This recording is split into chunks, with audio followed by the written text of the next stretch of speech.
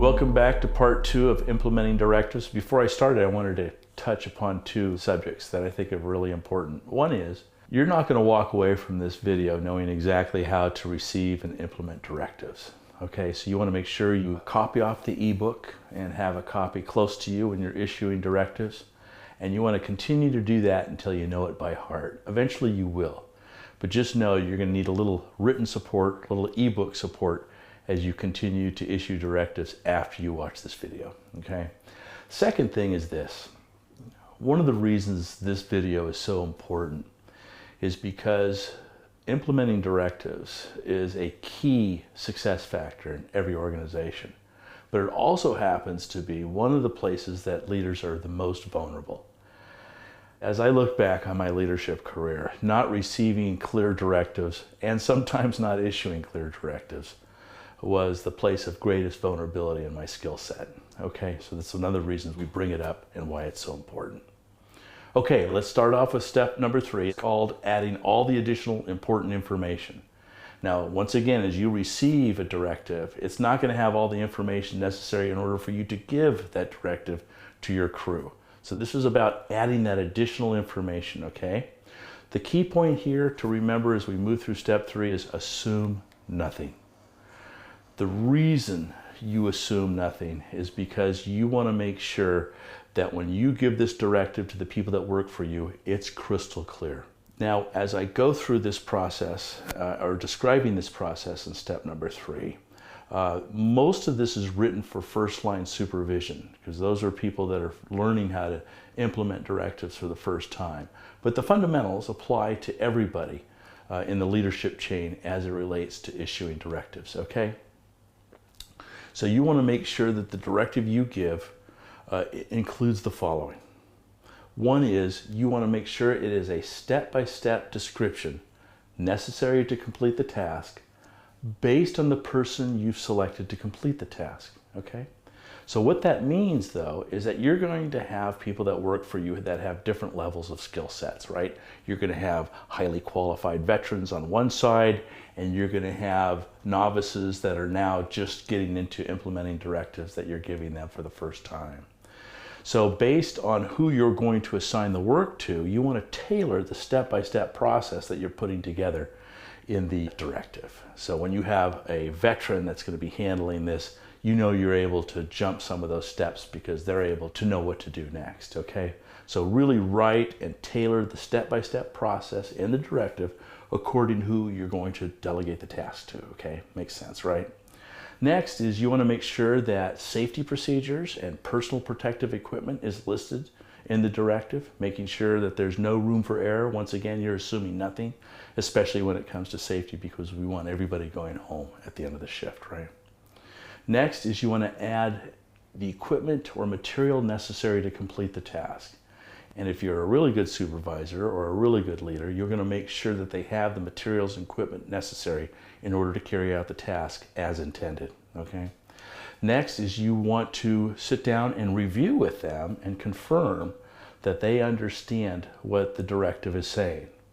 You want to make sure that they have a trained staff, for instance. You never want to delegate a task to somebody who doesn't have the training or a trained staff in order to carry out the objective, okay? Next is you want to establish how many people will be assigned for the job.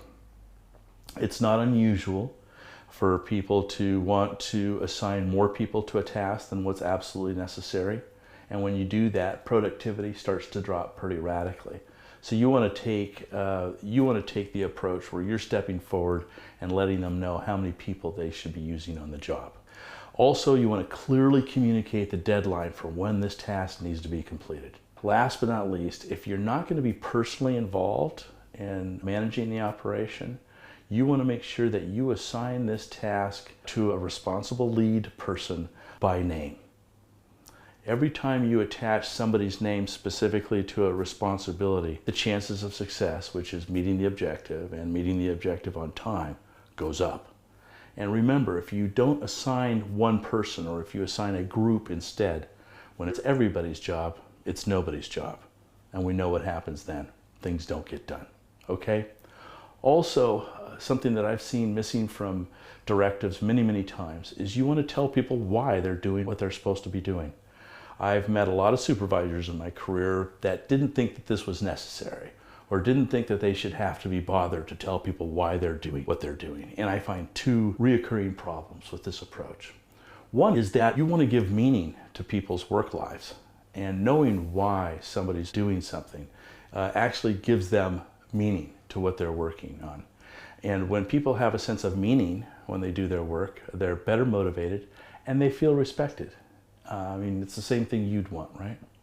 The second thing that I find is that when I give people the why behind the directive, a lot of times they can come back to me with a better way to do it that saves time and money. And as a supervisor, isn't that what you want? You want feedback. So when people know why you're doing something along with what you're doing, they can come back and say, well, if that's why you're doing it, what if we did it like this? Saves half the time, half the material, and half the people. You know, there's lots of things that they can come back to, but they can't help you unless you tell them why they're doing something, right? And as a supervisor, isn't that what you want? People doing more with less? So answering the question why they're doing it has huge implications. The next thing you want to do as you're issuing this directive is you want to make sure that if it looks like the directive won't be completed on time, you ask them to contact you before the deadline has elapsed. It might seem like an obvious point to some of you watching this video, but time and time again, I've had people show up after the deadline was gone, letting me know that the task had not been completed. You want to make sure that they know it's okay to report to you that, hey, things are not looking good. I don't know if we'll be able to meet the deadline or not. You want that information ahead of time as a supervisor, right? So you can inject yourself and perhaps get things back on track so it is completed on time. Also, when you're giving that directive, make sure they know that early completion is always okay. Step 4 is the process of you actually issuing the directive. So let's go over some of the more salient points of what's necessary at step 4. And we've answered some of these already, so there'll be a little bit of repetition, but I am going to address a couple things that I haven't spoken to yet. One is when you're giving this information over to your crew, this is not about airing complaints. Statements like, I don't think we should have to do this, are not within the scope of this meeting. And so when you're issuing the directive and you're getting feedback and answering questions, people complaining about whether or not they should have to do the task is not part of the meeting, and you can state it as such. If the question is not directly related to the task being delegated, you want to let them know that that's beyond the scope of the meeting and you want to keep the meeting on track, okay?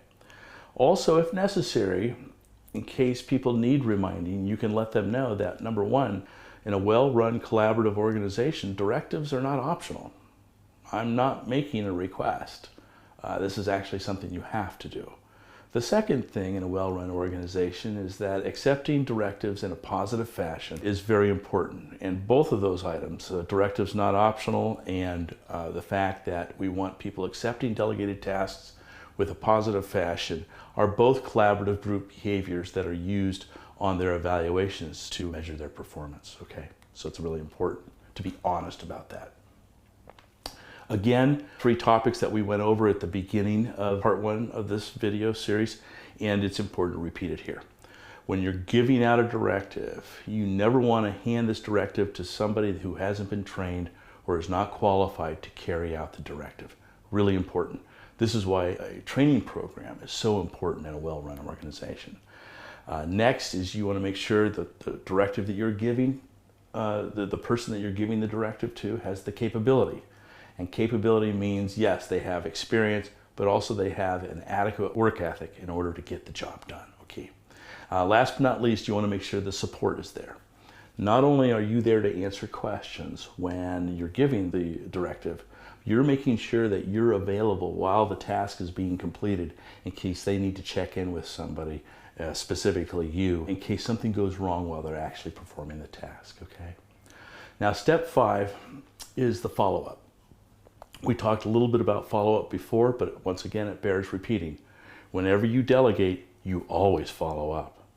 Delegation is only you expressing your intent of how you want something to get done, but you're not confirming whether or not it's done if you don't follow up.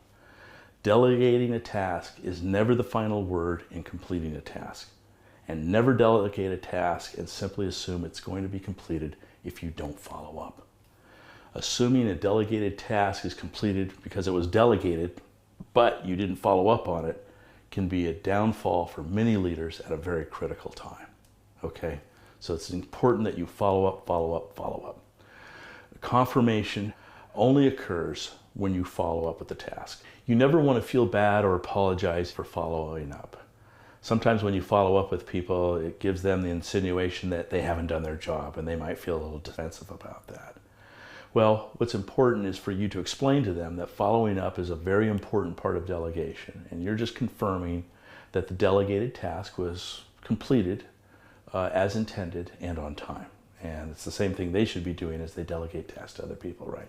So it's not something that you need to feel bad about, and it's not something that they need to feel bad about. With a well-trained staff, you can build follow-up into the task also.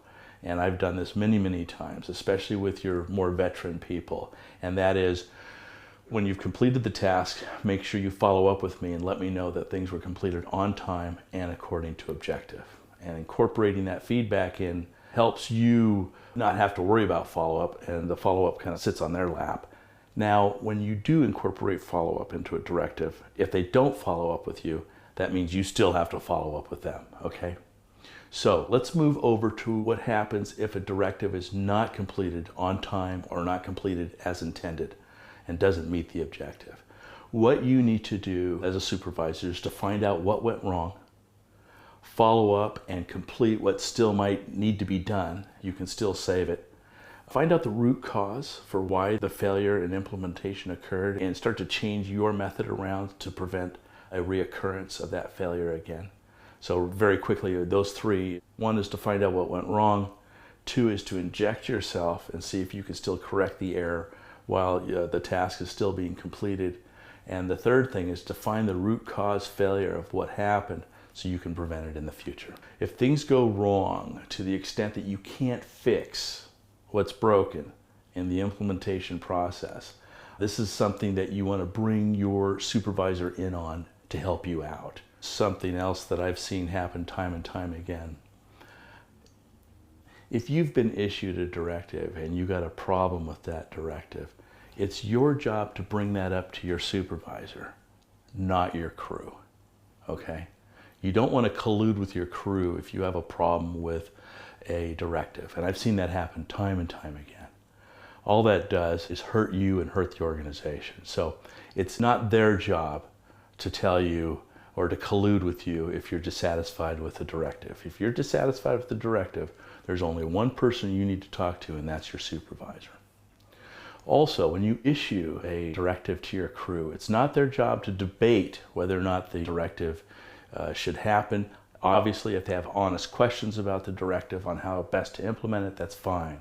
But if they're going to complain about the directive or question whether or not they should even have to complete the directive, this is someplace that you don't allow your crew to go, okay?